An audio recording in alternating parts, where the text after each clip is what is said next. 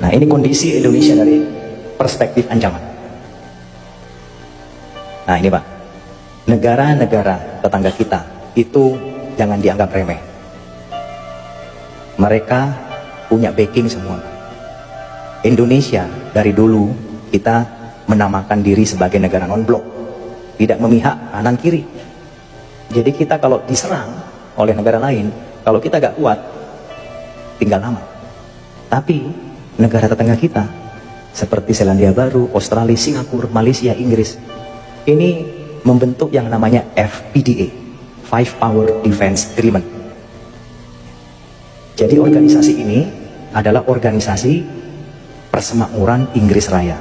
Kalau Malaysia misalnya diserang oleh negara lain, maka 5 negara ini juga akan membantu.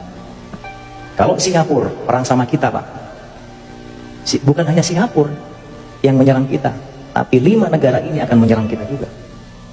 Makanya mereka bergaya Pak, gak takut. Malaysia sudah mencaplok Sipa dan Likitan, kalah kita. Nah ini di belakangnya banyak nih, ada Selandia Baru, ada Australia, ada Inggris, kalah. Sipa dan Likitan lepas ke Malaysia. Ini Pak, Sipa dan Likitan, Blok Ambalat, ini Malaysia.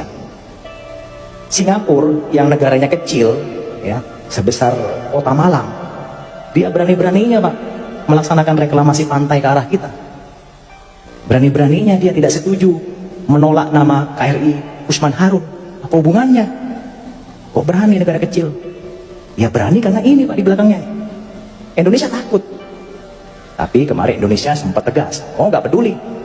Bagi saya Usman Harun itu adalah pahlawan. Bagi Anda mungkin ya silakan. Pemberontak kami gak ada urusan.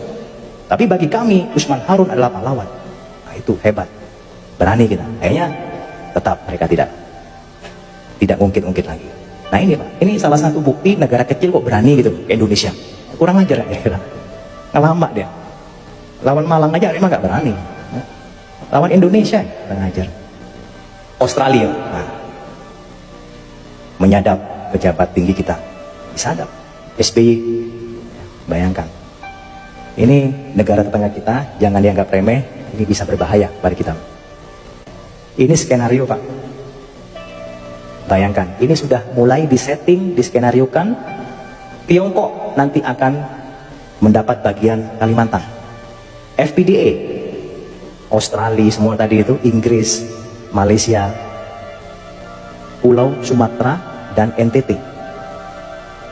Pulau apa ini Pak? Sulawesi itu nanti ISIS Pak. Kemudian ini yang paling kaya raya ini punyanya Amerika.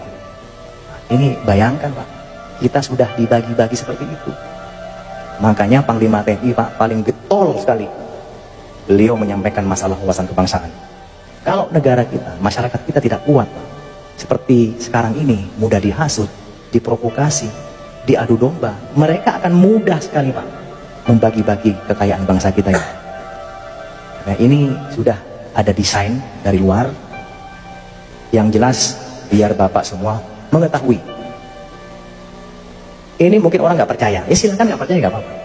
Tapi ini sudah melalui berbagai data, fakta, informasi yang akurat. Gak usah jauh-jauh Pak, Timur-Timur aja lepas. Apalagi yang sangat kaya. Banyak orang melirik Pak. Timur-Timur hanya sebagian kecil, ada celah timur di situ. Ini sudah banyak sekali yang mengincar. Apalagi Papua. Papua itu kita keruk aja Pak, sudah ada emasnya. Sekarang ada nambah lagi, ada uraniumnya. Siapa yang nggak tergiur? Emasnya gak habis-habis Pak, Freeport itu. Semua emas yang mensuplai Amerika, yang mensuplai Eropa, itu kebanyakan dari Freeport. Ini Amerika nih. Oke, janjian dia. Oke, Tiongkok ini kita bagi-bagi. Biar kita gak tukaran, saya Papua lah. Anda ya udahlah Kalimantan aja, lumayan tuh banyak ininya. Banyak ladangnya, banyak kebunnya. Kemudian FPDA, ya wis. Jawa nih belum nih. Nah, Jawa karena masih kuat soalnya. Jawa masih belum berani dia. Tapi sudah ada Pak. Mungkin Jawa nanti jadi negara sendiri, mungkin. Mereka diambil oleh Amerika. Karena kan Jawa ya mungkin negara Jawa nanti. Tapi kita Pak, kita harus berdoa semua agar supaya ini tidak terjadi. Nah gimana caranya Pak? Kalau kita antisipasi, kita tinggal nunggu bom waktu aja Pak. Ya. di end habis sudah tinggal nama seperti Sriwijaya dan Majapahit. Saya tanya Pak di sini, apakah Bapak menjamin 10-20 tahun ke depan Indonesia masih utuh? Menjamin nggak? Nggak ada yang menjamin Pak. Apakah NKRI masih utuh? Nggak ada yang menjamin. Wong Timur lepas, sudah bukan NKRI lagi, itu kurang satu udah. Nanti lepas-lepas semua tinggal negara Jawa. Ya udah, kita aja di sinilah. Ya kan? Ini Pak, kalau gak diantisipasi dengan baik, bisa terjadi Pak. Tidak ada yang tidak mungkin. Seperti dulu waktu masyarakat zaman Sriwijaya maupun zamannya Majapahit, oh gak mungkin Majapahit lepas hancur, kita kuat kok. Negara asing gak mungkin berani ke sini. Kita punya pasukan, bala tentara yang sangat hebat. Gak ada yang menyangka. Tapi negara asing lebih pintar Pak, diadu domba, diprovokasi, hancur dengan sendirinya. Sama, kita sekarang dalam proses seperti itu Pak. Kita diadu domba, kita dihasut, kita diprovokasi, di media sosial dibikin informasi yang ngarang-ngarang.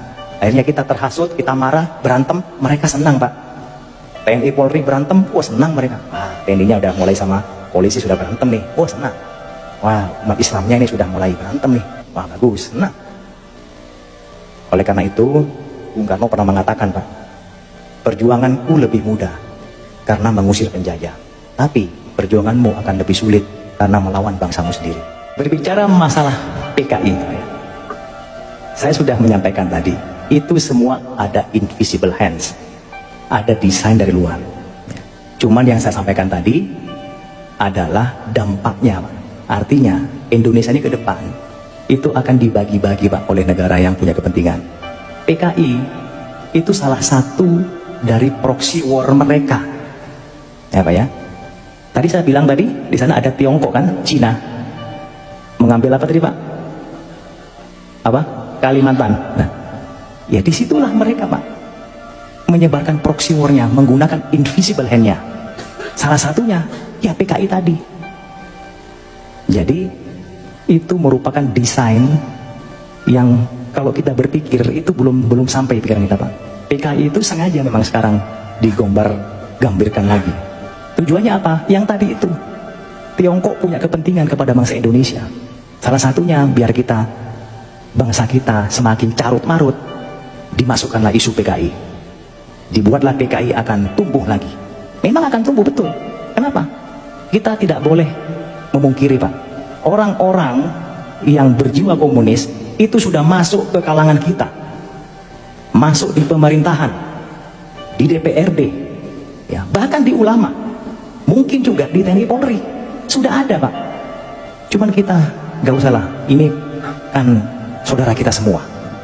Yang saya bahas tadi itu adalah orang-orang pihak luar yang punya kepentingan. Mereka menggunakan bangsa kita sendiri Pak. Kasihan, kita menjadi korban. Jadi kita komunis ini menggunakan orang-orang Indonesia sendiri untuk masuk ke berbagai kalangan. Tujuannya apa? Misalnya dia masuk di pemerintahan, misalnya dia masuk di DPRD, sudah ada deal-deal. Nanti kalau Anda menjadi anggota dewan, kalau Anda menjadi pejabat Pemkot, tolong buat kebijakan yang menguntungkan saya. Nah itu sudah ada deal-dealnya Pak. Ya mungkin Bapak lebih tahu lah, gak usah saya bahas lebih lanjut, nanti tidak elok. Ya, itu sudah ada deal-dealnya. Jadi sengaja menggunakan pihak-pihak orang kita sendiri. Memang itu sudah ada Pak, tapi semua itu desain yang lebih besar yang saya lihat tadi, itu ada dari negara-negara yang punya kepentingan. Saya kira itu Pak ya. Terima kasih.